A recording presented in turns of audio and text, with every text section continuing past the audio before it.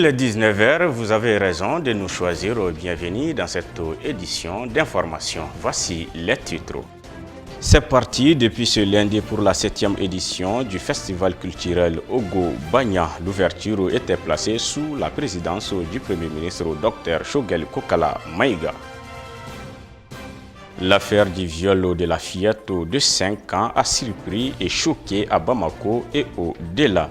Un magistrat nous évoquera les dispositions prises par le code pénal en cas de viol sur mineur. Des Burkinabés célèbrent la prise de pouvoir par les militaires suite au coup d'État contre Rocco Marco Christian Kaboré.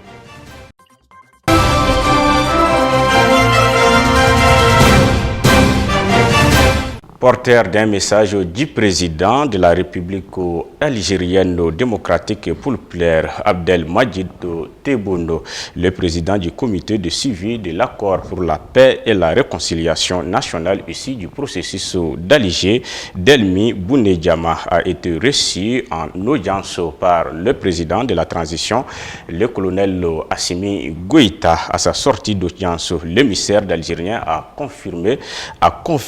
confié que sa visite d'amitié a pour but de trouver une voie de sortie de crise. Cette audience a enregistré la présence du ministre malien des Affaires étrangères et de la coopération internationale. Suivons son intervention.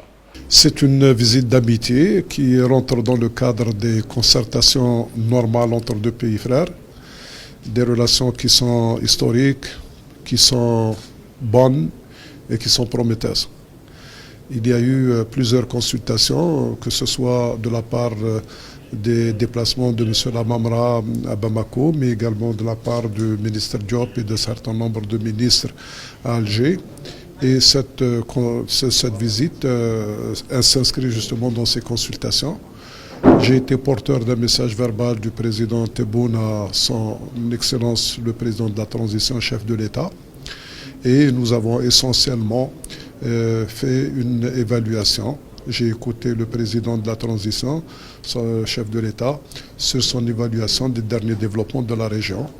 Une évaluation qui me paraît extrêmement objective et qui va peut-être nous permettre de faire en sorte que ces consultations puissent produire un effet positif sur le Mali, mais sur l'ensemble de la région sahélo-saharienne. L'Algérie, comme vous le savez, attache beaucoup d'importance à la sécurité, à la stabilité, à l'unité de ce pays, à la préservation de son intégrité territoriale, mais également à la souveraineté de sa décision, l'indépendance de sa décision politique.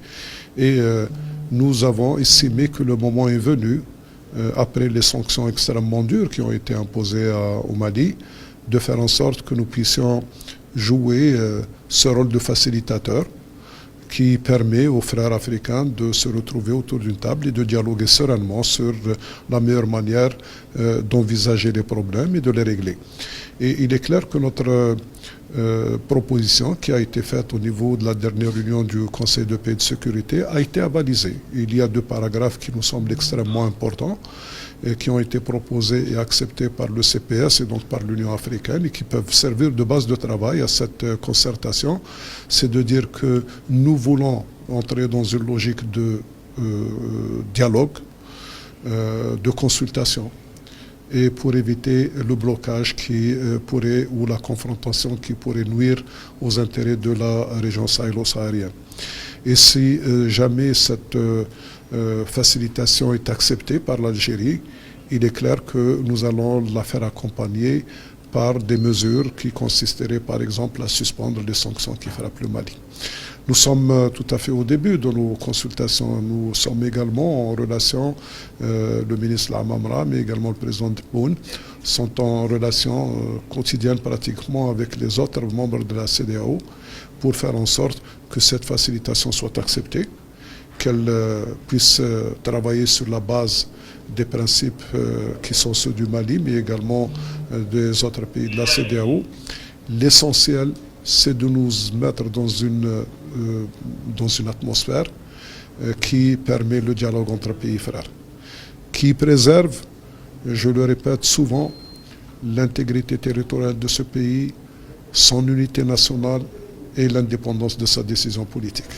Le Premier ministre Dr Shogel Kokala Maïga a lancé la 7e édition du festival Ogo Banya à la place du cinquantenaire sur les berges du fleuve Niger ce lundi 24 janvier 2022 dans l'après-midi. L'édition 2022 du festival culturel Ogo Banya a pour thème la place de la femme dans nos sociétés traditionnelles. Reportage Amadou Niamele et Moussa Diallo.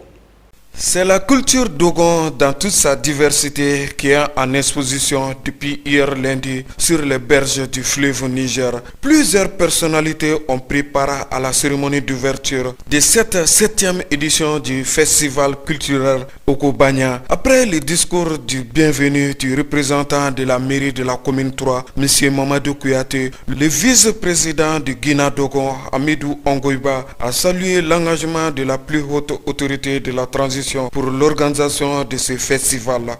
Que cette édition se déroule au moment où notre pays subit des sanctions, est victime de sanctions que nous avons qualifiées d'illégitimes, d'illégales et iniques. Et ceci est très important.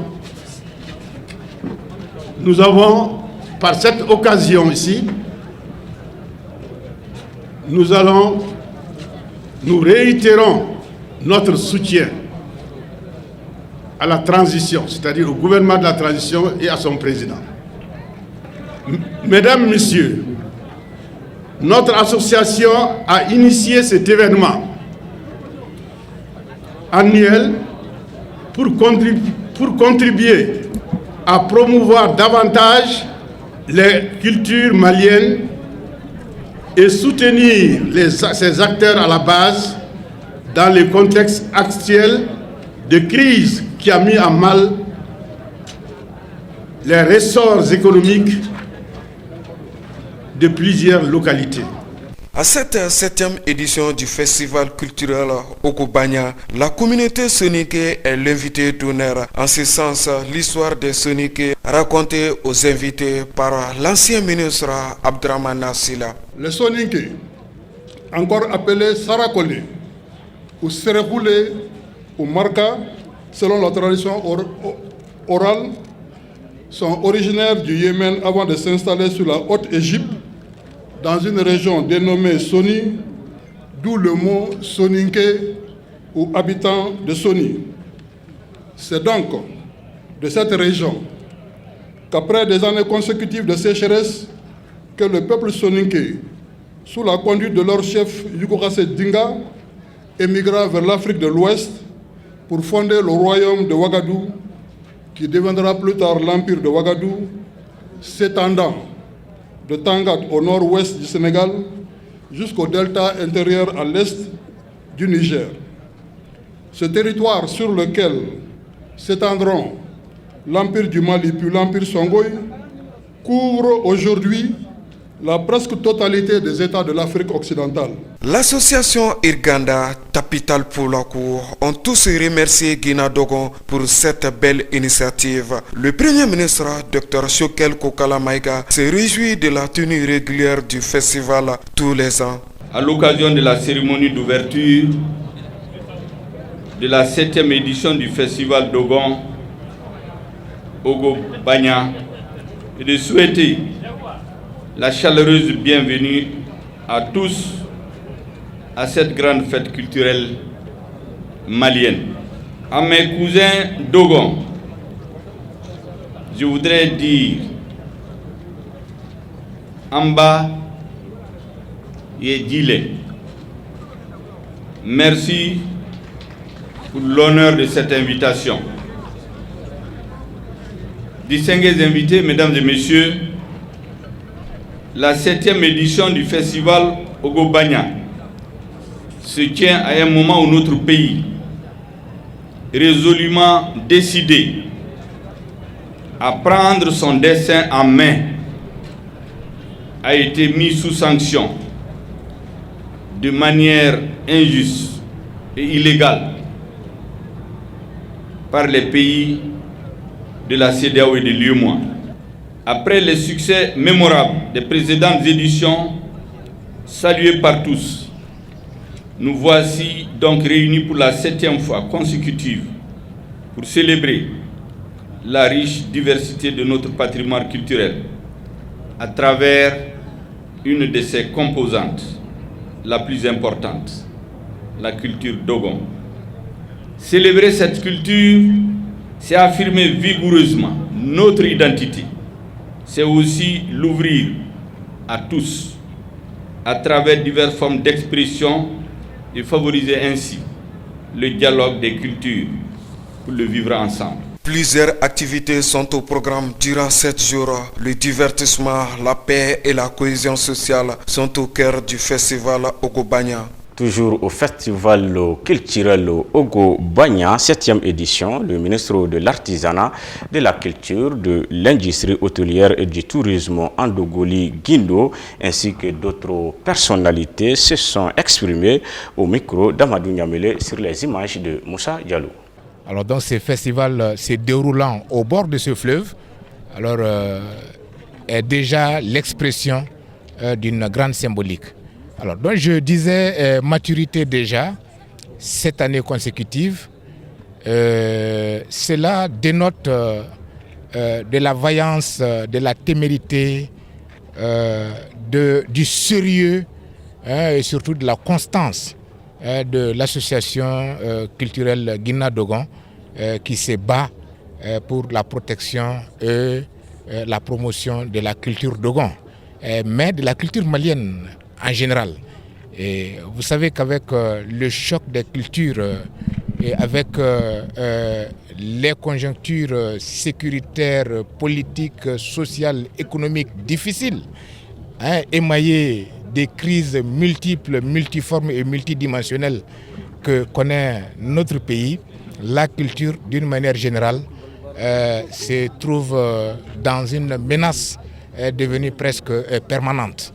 Et des associations comme Guina Dogon et d'autres associations sœurs, à l'image de l'association culturelle Sonenke, Tabital Poulakou, Iriganda, Bozo Kabou, l'association Mamara et bien d'autres, mais également d'autres initiatives individuelles qui se battent justement pour la promotion et surtout la protection de nos cultures menacées. Notre peuple est un seul. Ceux qui ont pensé à la devise nationale avaient parfaitement raison. Que nous soyons Dogon, Peul, Soninké, nous sommes tous issus de la même matrice. C'est-à-dire que, comme il est important pour Ogobanya, qui fédère chaque année l'ensemble de ces communautés-là, je voudrais donc les remercier en tout cas pour ces initiatives. Ogobanya s'impose. Il s'impose par le rapprochement des peuples. Il s'impose par la valorisation de nos cultures. Parce que sur cette ère ici, pendant 7 jours, vous allez assister à toutes les expressions culturelles, par les danses, par les articles que vous voyez ici. Alors c'est ça notre âme. Il a dit une chose que moi j'ai apprise également à l'université chez les Russes. Il dit « Kultura est un duch narod », c'est-à-dire que la culture c'est l'âme profonde du peuple. Donc si nous nous départissons nous de cette culture-là, c'est que nous nous perdons. Et il est plus qu'important aujourd'hui que le peuple entier retrouve en lui-même vraiment le fondement de nos cultures. C'est ça qui fera de nous de bons citoyens de demain, c'est ça qui fera de nous un peuple libre, indépendant et engagé pour son développement. Donc je suis parfaitement bien impressionné par l'organisation, la qualité de l'organisation que j'ai trouvée ici. Je ne peux que m'en réjouir et remercier encore les organisateurs pour ce talent magnifique. C'est vraiment un sentiment de fierté. Fier d'être malien, fier d'appartenir à une culture millénaire où il y a eu un brassage entre différents peuples qui ont apporté chacun leur savoir-faire pour faire du Mali ce grand pays que nous connaissons tous. Donc je voudrais saluer ici Guina Dogon, saluer aussi la commission d'organisation pour la qualité des prestations que nous avons vues.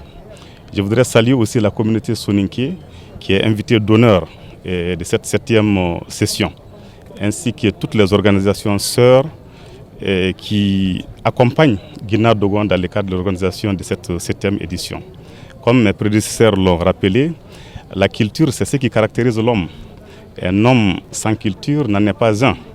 C'est la culture qui nous permet de nous projeter dans l'humanité et d'aller en compétition avec les autres peuples. Donc c'est le ciment qui permet aux différentes entités du peuple de se retrouver et de constituer une nation. Je ne fais que remercier les festivaliers.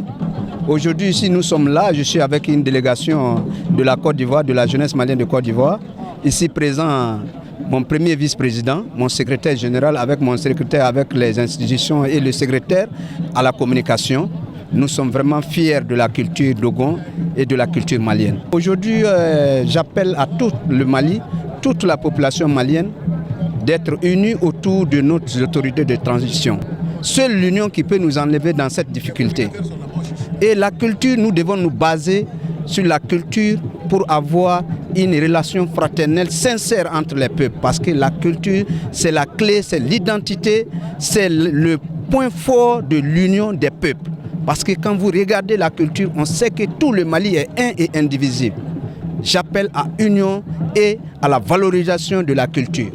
Un acte barbare, cruel et ignoble a choqué plus d'un ce week-end. Il s'agit du viol d'une fillette de seulement 5 ans survenu le dimanche 23 janvier 2022 à Yirmadio. En cette triste circonstance, nous avons approché le magistrat Moussa Idrissa Guindo pour nous éclairer sur les dispositions du code pénal pour réprimer ce genre de crime. Il nous apprend que l'auteur peut être condamné à une peine de 5 à 20 ans jusqu'à la prison à vie.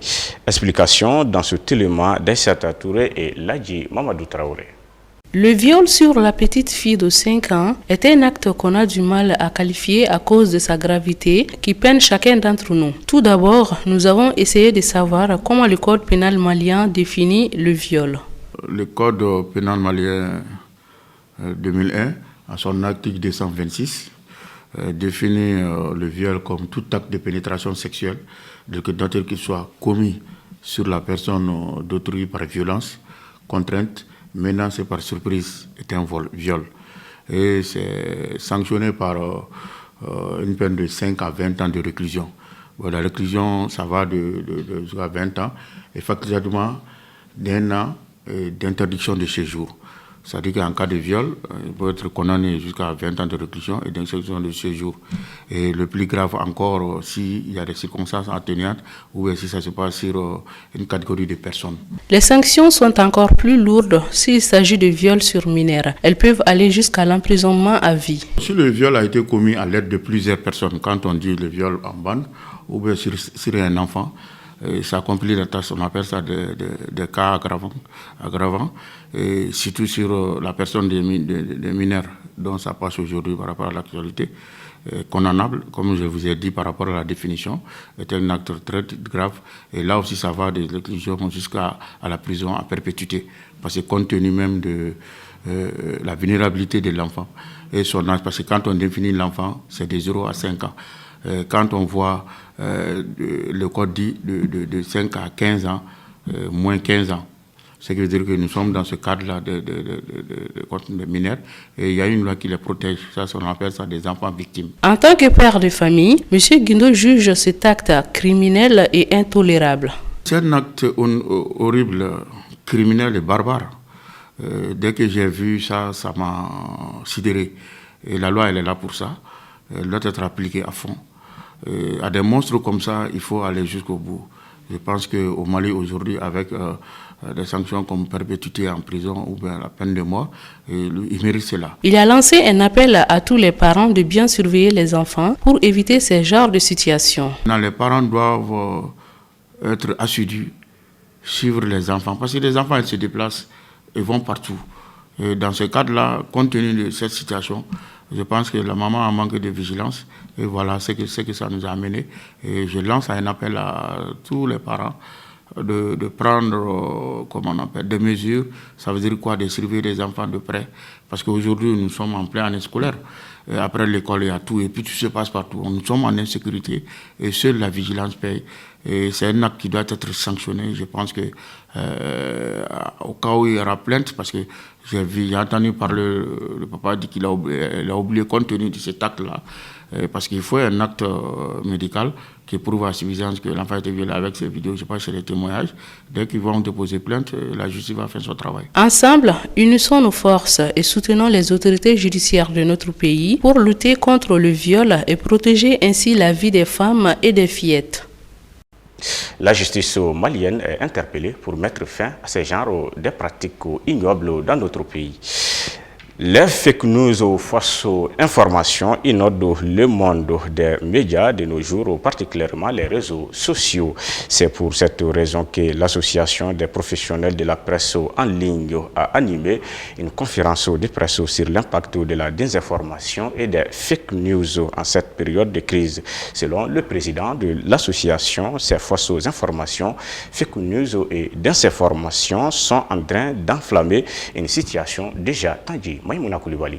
Dans son propos luminaire, le président de l'appel Mali Modibo Fofana a déploré qu'au moment où le Mali fait face aux sanctions de la CEDEAO et de l'UEMOA, certains individus s'adonnent à cœur joie à distiller des fausses informations, mener des campagnes désinformation et d'incitation à la violence sur le net et les réseaux sociaux. Face à telle campagne, les professionnels des médias sont interpellés. Ils ne doivent pas perdre de vue leur mission d'informer, d'éduquer et de sensibiliser au profit de la recherche du sensationnel. Nous exprimons notre inquiétude face à de telles campagnes dans ce pays plongé dans la crise. Ces fausses informations, fake news et désinformations sont en train d'enflammer une situation déjà tendue. Toutes les choses qui nous interpellent en tant que professionnels des médias, nous ne devons pas perdre de vue notre mission d'informer, d'éduquer et de sensibiliser à la recherche du sensationnel. Il y va de notre responsabilité. Selon le conférencier, ces fake news et désinformations prennent de l'ampleur au point que les vraies informations sont noyées. Plus grave,